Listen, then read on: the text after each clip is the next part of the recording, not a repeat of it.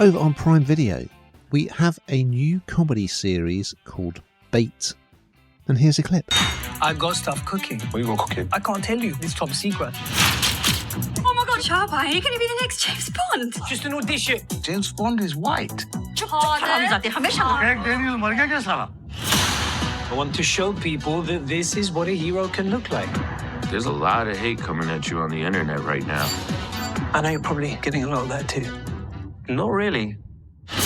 I do like a bit of Prime Video, as you know, Ian, and this doesn't let us down, does it? This is has 6 episodes. It's season 1. It's comedic at times, not all the way through, in my opinion, but it's pretty comedic.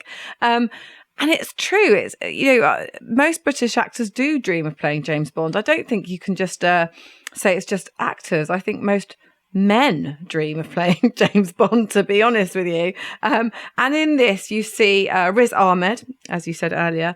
He's given the chance to chase that fantasy.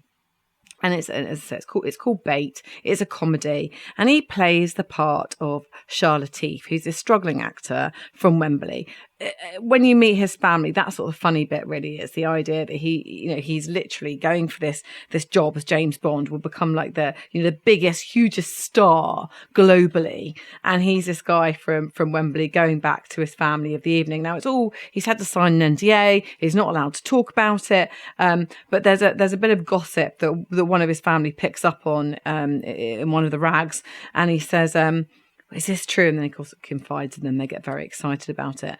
And this 6-parter follows him over the course of these 4 wild days. His life completely spirals out of control. I mean, it's absolutely ridiculous screen test. He certainly looks the part, dressed in that suit with that dicky bow. But I suppose what it does do, and the deeper sort of meaning of it questions who is the next James Bond. It does question that. Could he really actually, after this, be the next James Bond? We've always had a white, muscly man as James Bond, and this would certainly ring the change for good, in my opinion. And so he comes under fire for a lot of reasons, and they address all of those reasons in this. It is funny in parts. I've enjoyed what I've seen so far. And as I say, I think it plays on not just actors' dreams, but most men's dreams. Maybe some women's too, but a lot of men's. What do you think, Ian? I liked it. There's a lot going on in it, I've got to say. Yeah. So it's created by Riz Ahmed. And of course, we've seen he's a real talented comic actor from the film Four Lions, but he's also done things like Sound of Metal. Yeah, he's very versatile, and I think he's sort of put a lot of his own experiences into it. So as well as being almost like a kind of satire of the movie industry, what it's like, and then there's also his home life with his Pakistani family, and also memories of suffering, racist attacks when he was a kid, pretty grim. And yeah, social media, it's quite, and there's also some quite weird stuff. So I think it's in his garage, someone throws a pig's head through their window, and he puts it in the freezer in his garage. And then when he opens the freezer and he imagines he's on a podcast with Patrick Stewart about acting. So that's really bizarre.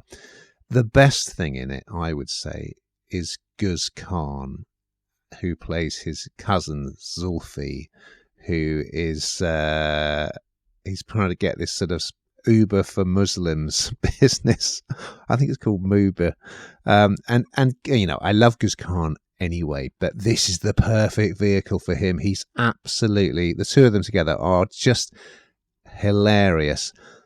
If I had a criticism, it would be that perhaps there's almost too much going on, and I'm not quite sure what the tone is, because there's some really hilariously funny stuff, but then there's some quite, some pretty serious reflection about this guy's life and racism and mental health. So, but I was really impressed by it, and I hope it comes back for another run, because he's shown that as well as being a great actor, he's a very good writer as well.